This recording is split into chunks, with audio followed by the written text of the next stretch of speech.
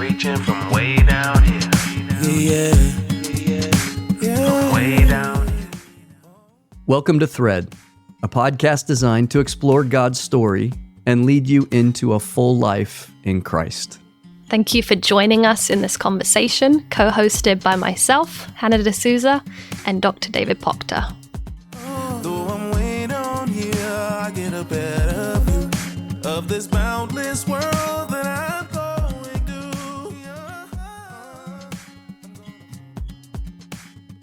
Hello, everyone, and welcome back to Thread. How are things over in Texas, Dave?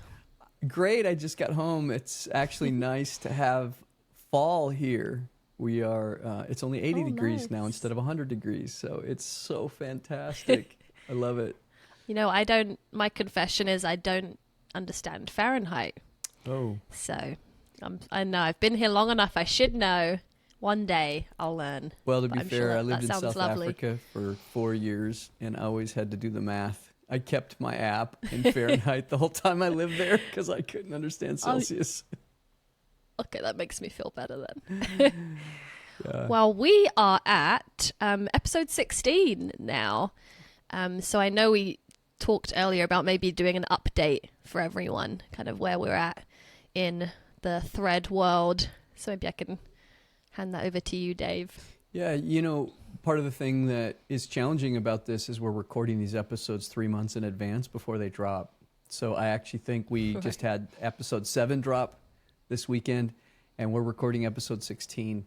So we have to do that to stay 3 months ahead because there's a lot of content being created around this conversation. But that gives it difficulty for feedback. So people are telling us things now as they're starting to watch this, and we're going, oh, that's great. I wish we could have incorporated that feedback 3 months ago. Yeah, it's too late. But what's really neat is a lot of churches are starting to use the content. Some bigger churches, some smaller churches, and I know there's even a lot that want to come on next year and start using it. What a lot of people don't realize, Hannah, is that we have an app that goes with all of this. Yes. So people that find us on Apple Podcasts or Spotify or even YouTube may not know that they can go to the App Store and download the Thread podcast app, and that gives them all kinds of other content with daily devotionals. We call it Daily Thread or Family Thread, which is family devotionals, or small group conversation starters. So there's a lot of really neat things that come with the app. So if you haven't found the app yet, we would encourage you to go find it. We also, by the way, have some really fun updates coming in this next year with the app. So we're talking about Bible translations, and there's going to be other language translations and other cool features that are coming. So Nice. So lots to look forward to. I think we even have some merch coming out, which will be fun. we do have some merch coming out. Maybe. I just saw 2 new shirt designs today that I can tell I'm getting old when the shirt designs. I'm like, wait, what's going on there? Yeah, people are going to have to go to the app and see. I don't even know how they find the merch, but I'm sure there's a way to find it. So, We'll let you all know Exactly. when we know. Well, we are now in the middle of our series, God's People Birthed. So this is going to be our second episode on Jacob today. Last week we discussed Jacob's life as a paradigm for spiritual growth. And today we're going to focus on his wrestling match with a divine being that takes place in Genesis 32. So some important reminders, I guess, from last episode. Jacob is... I know, Dave, actually, I had a question for you on this because you mentioned last week that Jacob is the first story that we kind of pick up from birth and follow to death. And afterwards I thought, hey, what about Isaac? I feel like we saw his birth and his death. So I was wondering if you could comment on that, what you meant by that phrase. Yeah, that's a good question, and we certainly do. The difference is the focus of the narrator, and I probably should have been more clear about that, but when we see Isaac's not the primary story. It's actually his life's often being told through the lens of Abraham's life, and he's not a main figure. So what happens when we get to Jacob is we kind of pick up the primary narrative through Jacob. So what I probably should have said is Jacob's the first person where the narrator really focuses on the development of his spiritual life in his story from birth to death, which is probably a little bit more accurate. Okay, that does make sense. So, yes, Jacob's story is also one of the most complete narratives in the Bible that addresses kind of this ongoing tension and development of human desire, Yahweh's intent and will, and the painful but hopeful process of transformation. And those were things we discussed last week, as well as the idea of Jacob's life and struggle with God being a typological model for the upcoming narrative of Israel, and as well as serving as a guide for our spiritual development as well, which makes him a particularly special character. And you also talked about Jacob's life as a model of the spiritual journey, and maybe you could touch on that quickly as a recap. Yeah, and when you bring up the typological model, I think just to reprocess this, it's important to look at these things that are introduced in the scriptures that play a role in the story themselves, but then they play a further role. So when we say that his life is a typological model for Israel, what we see is this development that happens in Jacob's life will also have to happen with the community of Israel. So Jacob goes through it, then Israel has to go through it. That's what we mean by typological model. And that's true of his life as a journey, a model of journey. So Jesus actually uses that kind of lens by retelling the story with the prodigal and the lost son, or I like to call it the prodigal God and the lost son. We talked about these kind of 6 stages of the journey and how that really is a model for the way we think about spiritual growth and development. So this plays out not just for Jacob, it plays out for Israel, it plays out for the prodigal's story in Luke 15. So we talked about this last time, but independence or the need to leave home, the struggle with the idea of a rite of passage in our life, coming to a humility and recognition of God's presence. And we didn't talk much about transformation. That's where we're going to lean in today. And we talked about grace and reconciliation and the role that those play. So that kind of 6-stage journey is one way to look at the spiritual journey. We'll look at others as the podcast progresses. Great. We also talked last week about 2 forces that are at work in Jacob's life and spirituality. The first being Jacob being thrust into the world with an Eros or passion that really characterizes him. And the second being Yahweh partnering with Jacob throughout his life to channel that Eros and that passion. Yeah, so from the very beginning of the Genesis story, we see God's intent and the way he created his creation, right? So he creates us with this ambition to engage the world, and he intends to partner with us in how that develops. So we see that kind of co-regency or co-agency in our life. So that's a big, big thing that we keep seeing play out. Now, we're going to introduce a new concept today that is the hermeneutical lens. This is something that can be a little bit tricky maybe to get your head around, but we actually do it all the time. We just don't know that we're doing it.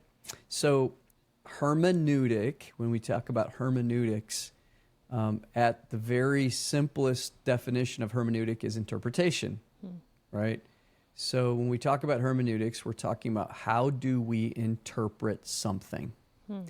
And whenever we engage a story or a text or even an experience, we come at it with a specific lens. So how do we, in other words, how do we see and interpret what's happening? Okay, so maybe a simple way of thinking about that would be when we, let's say we're hanging out with our family and I've got my daughters and my son-in-law and my granddaughters and we're all together.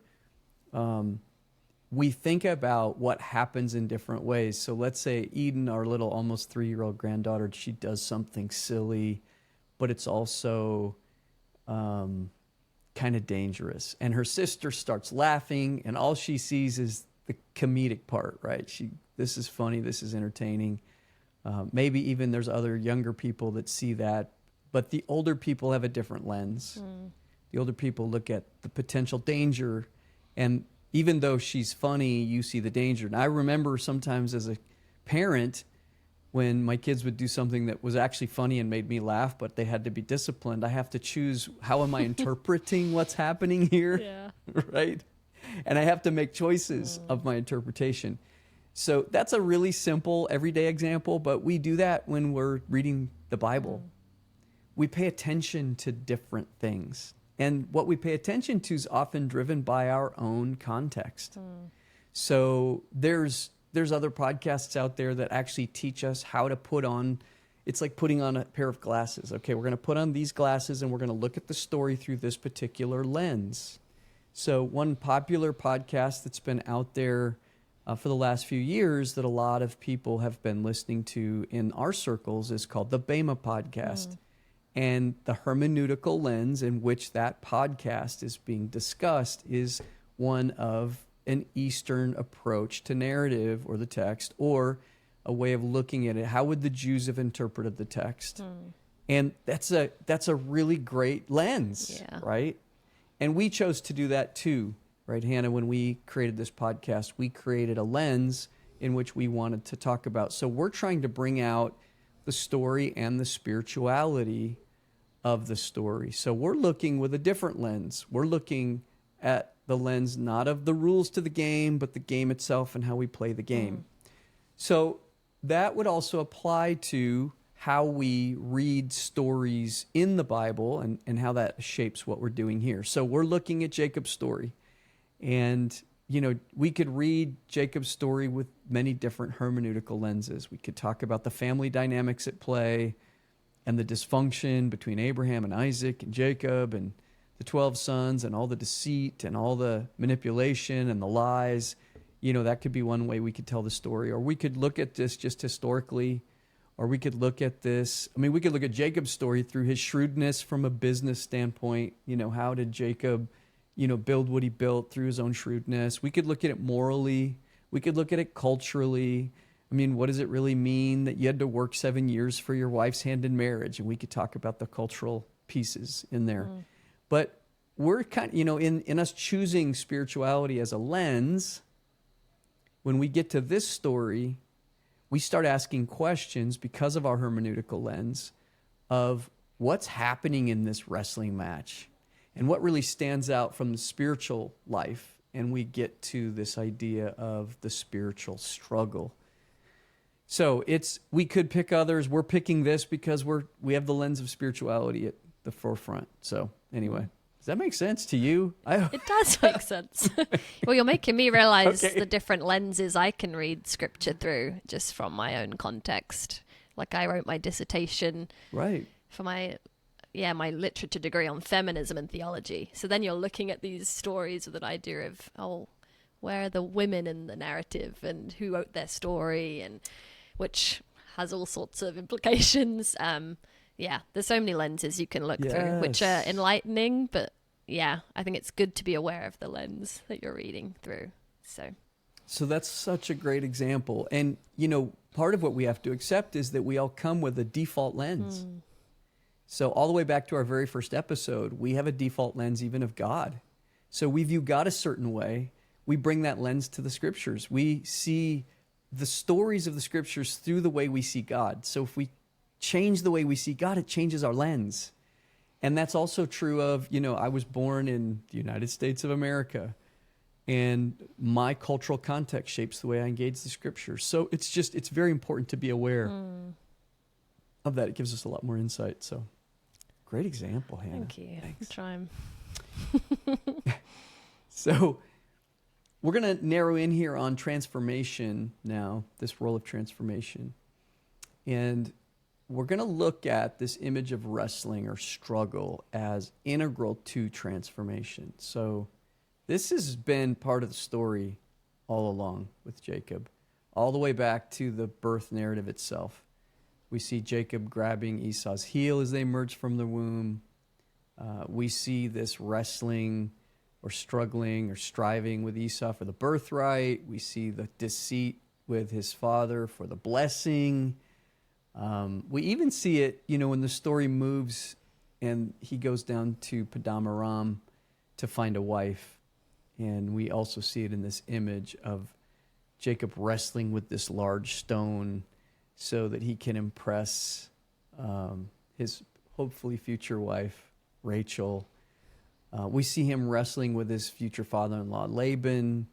So that's all in the backdrop of this story. What happens when we get to this story in Genesis 32 is that wrestling becomes more explicit. Now it becomes the center of the story.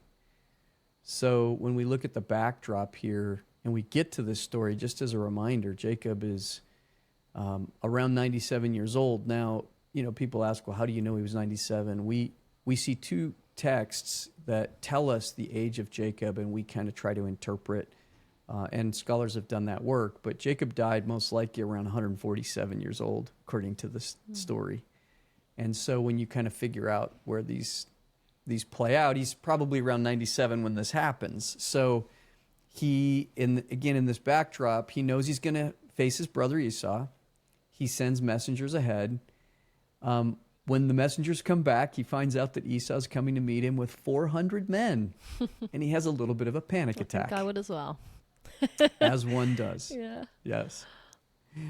So he goes, okay, my brother who I deceived out of the birthright and the blessing now is wanting to come meet me with 400 men. So he splits his flocks and herds into two groups to minimize losses in case something bad happens. And then the story kind of makes this fascinating little shift, and it kind of focuses in on this event in this one evening that turns into a nighttime battle. So in Genesis 32, we pick it up in verse 21. Hannah, you want to read that text for us? So Jacob's gifts went on ahead of him, but he himself spent the night in the camp. Okay, so he sends the gifts himself away. He stays in the camp, but then the very next verse talks about another step towards his more lonely state. If you could read in verse 22 and 23. That night Jacob got up and took his 2 wives, his 2 female servants, and his 11 sons, and crossed the ford of the Jabbok. After he had sent them across the stream, he sent over all his possessions. Okay, so we know Jacob has 2 wives and servants and these 11 sons and all these possessions, which we talked a little bit about last time, just how much he had. And he sends it all across the river. And so what we see is this moment where he's all by himself, and and we don't entirely know why, right? We just see a shift in the narrative. There's something about being alone that's important to this narrative. So even though what we're going to see, even though he's surrounded by family, surrounded by a community, this event has to happen by himself. I came across this actually pretty old text by a scholar named F.B. Meyer, and he wrote a book called Israel, a Prince with God, the story of Jacob retold. And he made a really interesting observation and compared this kind of moment of aloneness, this spiritual moment, with what happened in Gethsemane. And he just says, when the soul enters its Gethsemane, it withdraws a stone's cast from its most trusted friends. So I think there's 2 sides of the spiritual life that we always have to be cognizant of. There's a communal piece, right? We always need to be with people and engage with people. That's the nature of spirituality. But there's also a part that no one can fight the battles for us. The struggles are our own and they're personal. You know, a feminist hermeneutical lens would probably look at the fact that he sent Leah on ahead, like his least favorite wife was first to meet the 400 men, and then his favorite was at the back. But that's a different lens. It is a different lens, but it's also a good observation. Yeah, that right? always stood out to me. Who goes first into? Yep. You're absolutely right. Absolutely right. So let's read verse 24. So Jacob was left alone, and a man wrestled with him till daybreak. Okay, so this is really interesting. Now he's left alone because he sent everything ahead. This unidentified man engages Jacob. Part of what's interesting about this is the ambiguity of this identity of this person. And it allows us, I think, to this kind of vast application of external forces that wrestle with us. The idea of wrestling or to rest is to take something away from you. And so when we think about this as a spiritual paradigm, we can think about all these things that engage us, that we don't choose to engage with, but they engage us, right? Mental or physical health struggles, trauma that happens to us. As parents, sometimes we encounter things in our family, sometimes with our children that we weren't planning on that make it really difficult. Sometimes our marriage doesn't turn out the way we want to. So we find this idea of that there's something exterior to us that engages us to struggle with. And this struggle now becomes inward.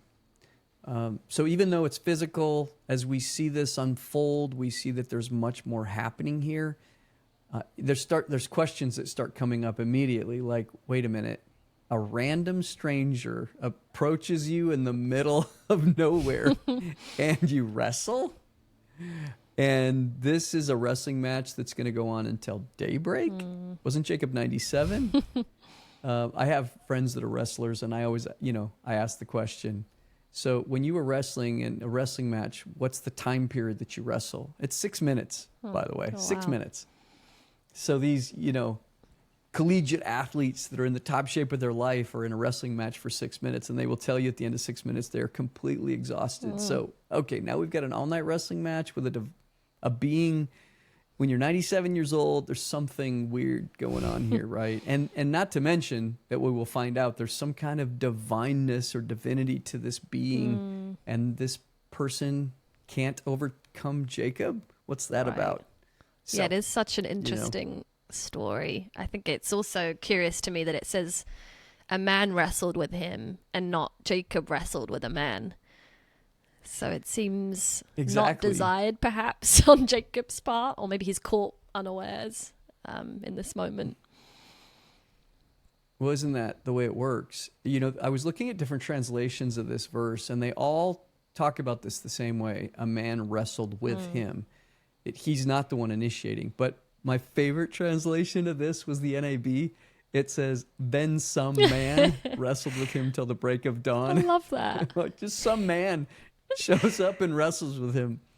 So this is an external force. This force does seek Jacob. Jacob wanted to be alone. He had sent everyone away. But now something's engaging him that's not his choice. And I think that, so that's interesting. We need to think about that. And that's usually the way struggle happens. We don't just wake up one day and go, it's time for me to have a conversion of sorts. I need to go through a period of transformation.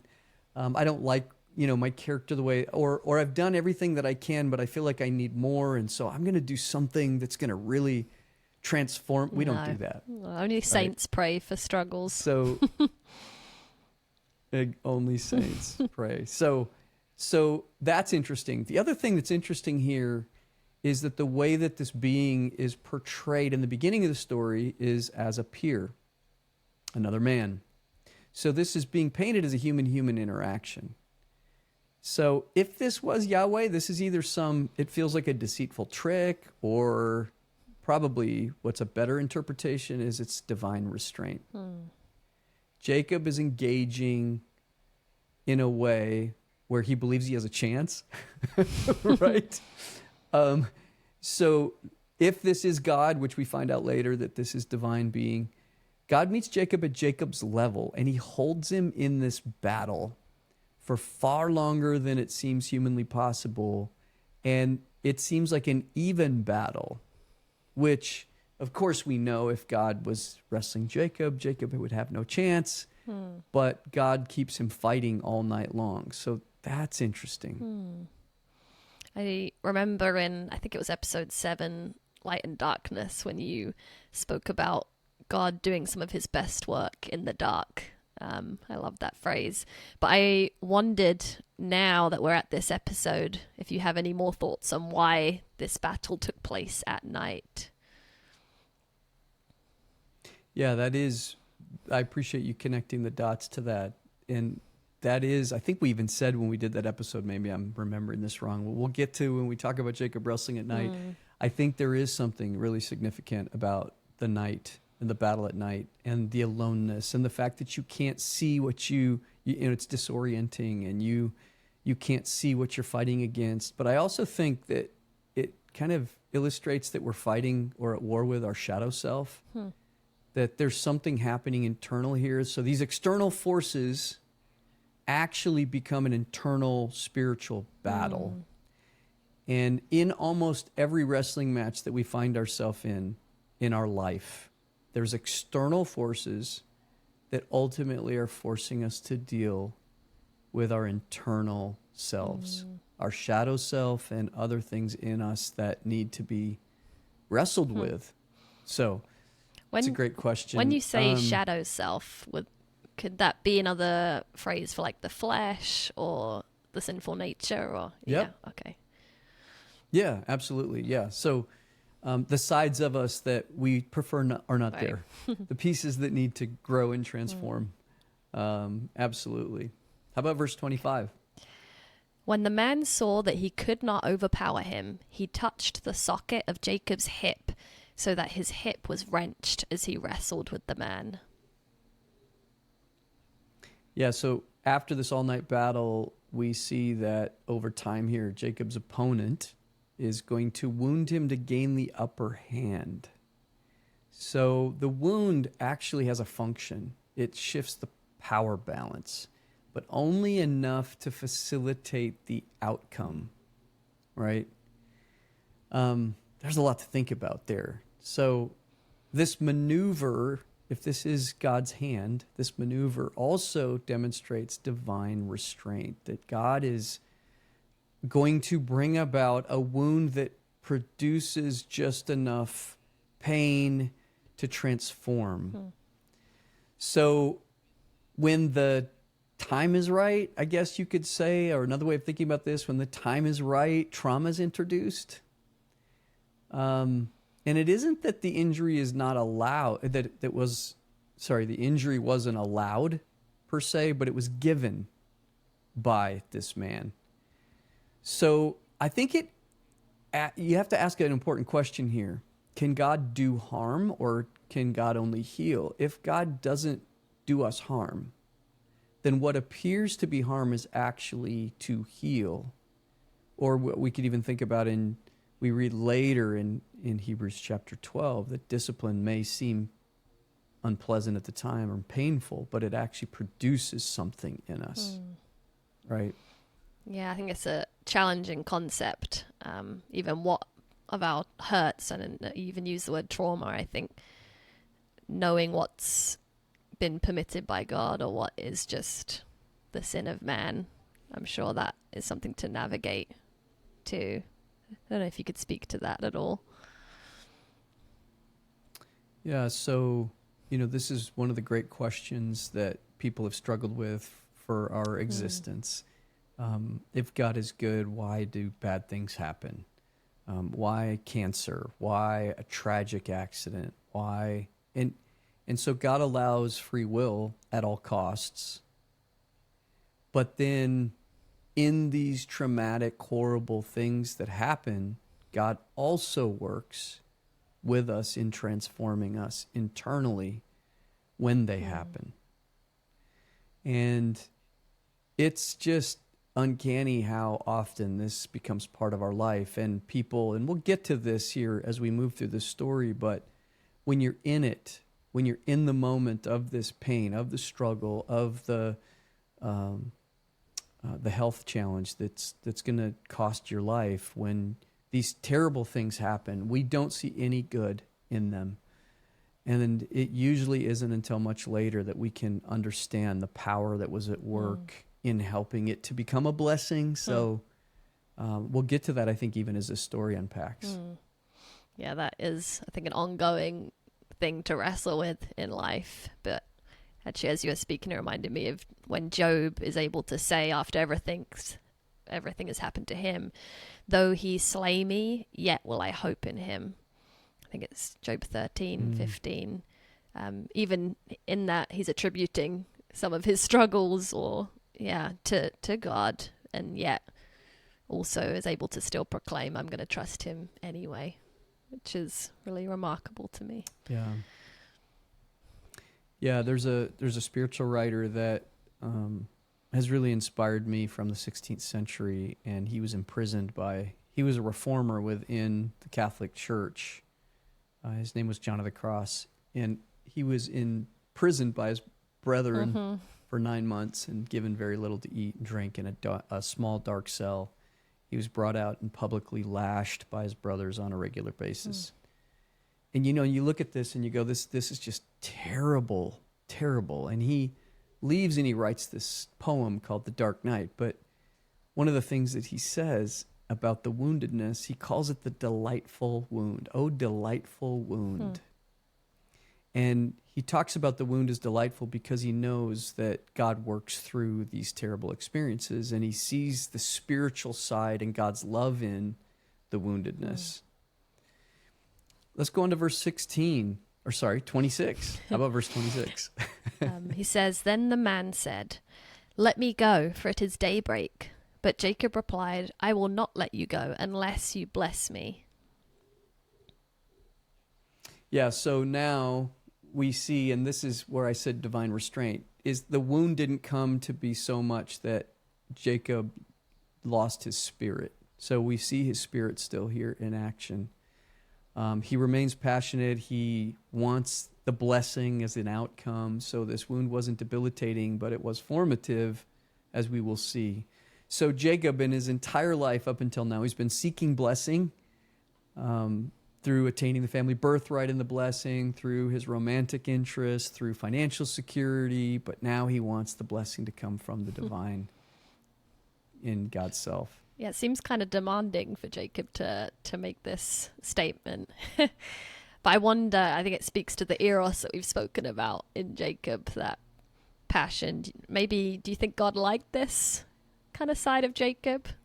Well, I think that's the beauty of the story, that God doesn't condemn the ambition.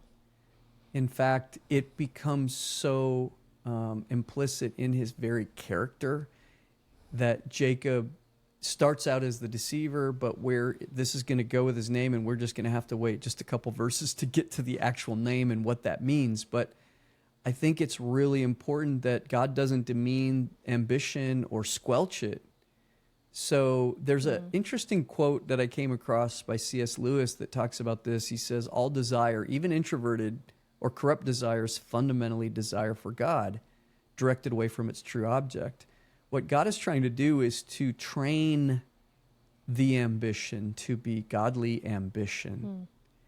And I do think that's a really important piece of the story, that it's recognized and honored and blessed, right?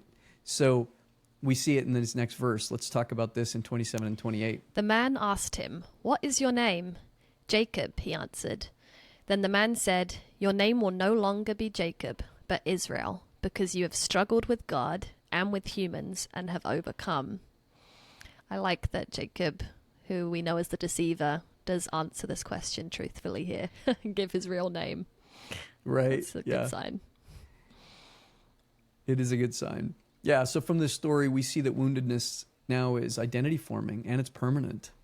So trauma, at least in this case, does not disappear. The wound remains and is recognized and celebrated for Israel. So this trauma even becomes integrated into his new identity. So he's Jacob before the wound, he's Israel after.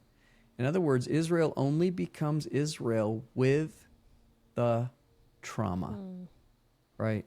Now, the nature of the name Israel even captures what's happening here. Israel means one who struggles with God and overcomes. And I think that's so important. We forget, right? The whole nature of Israel as a people, Israel as a person, and then Israel as a people was struggle. That's part of our formation. The text goes on to say, "You shall no longer be called Jacob, but Israel, for you have striven with God and with humans and have prevailed." So we have to remember there is no Israel without the limp. How about verses 29 and 30? That's a great phrase. There is no Israel without the limp. So verse 29 says, Jacob said, "Please tell me your name." But he replied, "Why do you ask my name?" Then he blessed him there. So Jacob called the place Penuel, saying, "It is because I saw God face to face, and yet my life was spared." Yeah, so as the battle winds down, Jacob wants to make sense of it. He wants to name his opponent. This interaction reveals two really important questions at the heart of our spiritual struggle, right? Number one, who are we wrestling with?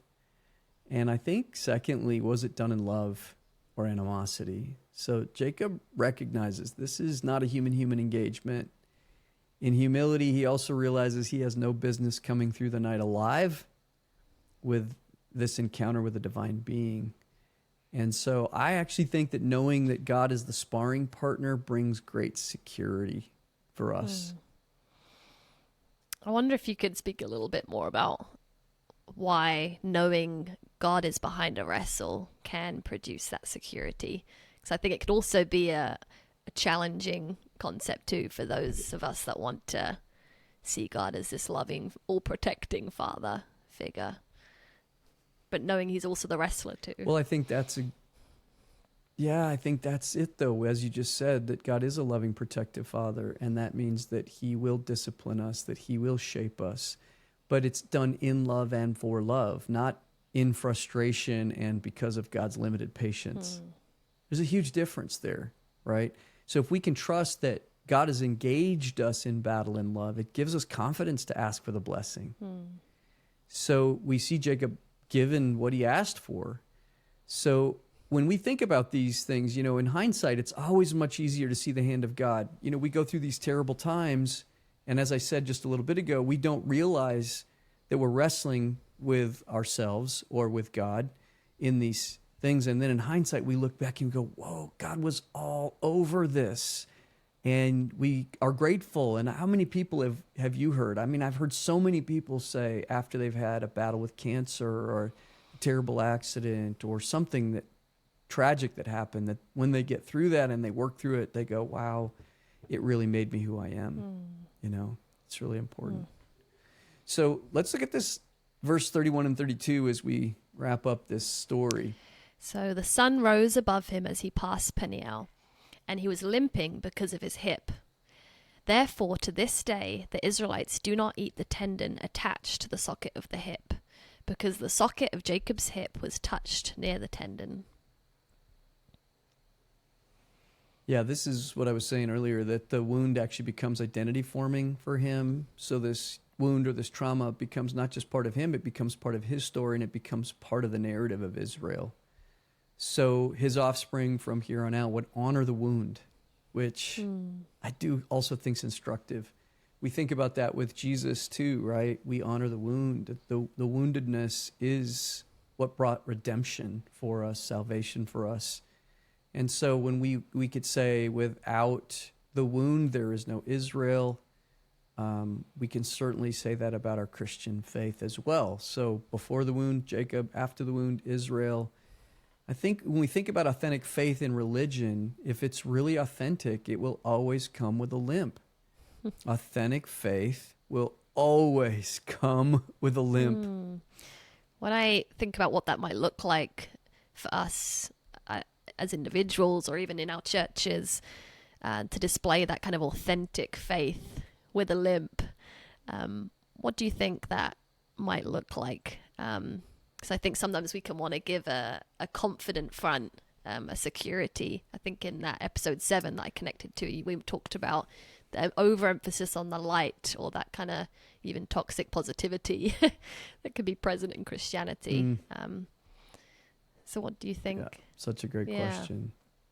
Well, I think we all have to accept our struggles shape us. So our faithfulness to God and what that journey means will always carry with it some really difficult things and traumas and experiences. And I think this is sometimes where people, and this is a difficult thing to engage in because I know people are in very different places with even how they view their faith community. I've been asked sometimes, I think you and I were talking about this even offline before we got on today.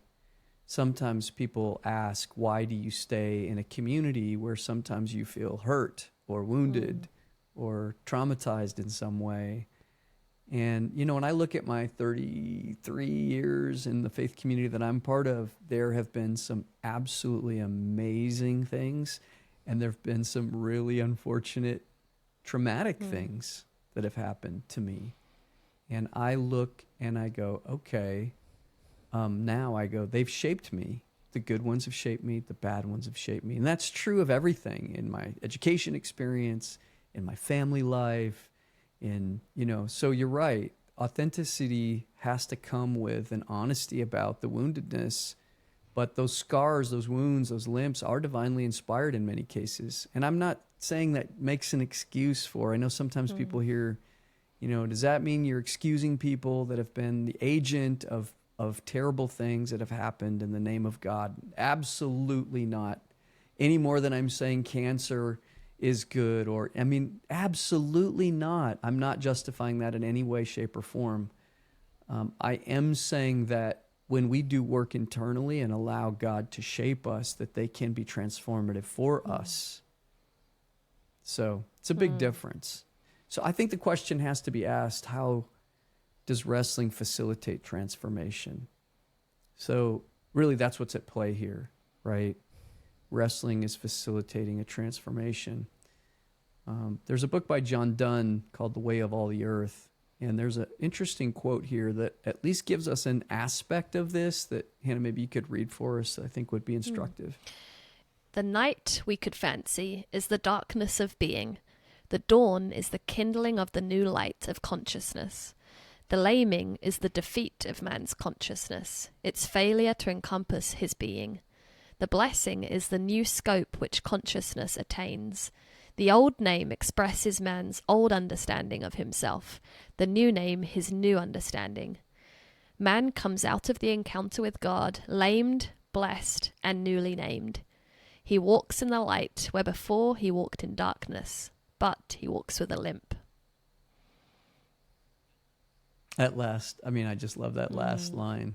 Man comes out of the encounter with God, lamed, blessed, and newly named. So in these moments, at least what Dunn's arguing is that consciousness comes up against being. So how we think about that, the way human beings perceive themselves, the way that you and I think about ourselves, is frequently misaligned with who we actually are.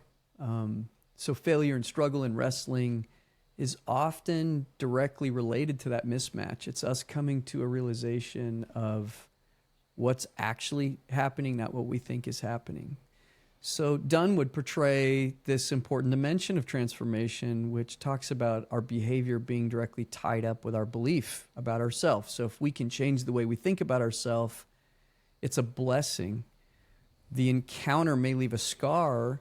The scar serves part of this new identity or this transformed self. So if we, and this, goes back to your question when you talked about authenticity, but I think by refusing to run away from our brokenness, our broken places in our lives, we seek a wholeness that we are seldom able to envision in advance. And so we see this in darkness now. We're going to see this play out with Israel in wilderness. Wilderness and darkness kind of become these two metaphors for that same kind of struggle. So wilderness or darkness is a place of purgation or purging, a place of loss, a place of trauma, a place of woundedness, but it's also a place of blessing. It can lead us with the hand of God, if we believe it's in love and for love, to the other side of the wilderness, from Jacob to Israel, into the promised land, all the, imagery of taking us to a much healthier place. Thank you for breaking down this chapter for us and the benefit of wrestling. I know early on in the podcast you've mentioned the book This Beautiful Truth by Sarah Clarkson, and I think this episode has reminded me of a quote from her where she talks about the real risk to faith is not to wrestle, how there's kind of an honesty to wrestling, which is crucial to our growth and development. So what we've seen today is kind of Jacob's journey and wrestling match will become paradigmatic for Israel and for us. And we will go on to see Israel develop as a nation in a very similar fashion with their own wrestling. So I love that phrase. Authentic faith and religion will always have a limp. And we're going to see that as we progress throughout the narrative.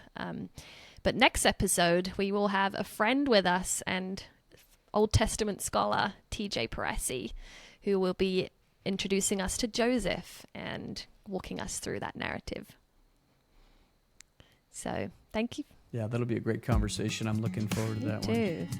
Well, thank you, everyone, and we will see you next week. Thanks, Hannah. We'll see you in a week.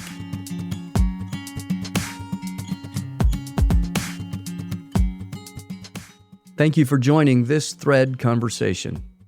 We're more than a podcast. Check out threadpodcast.org for more immersive content. Though I'm way down here, I get a better view of this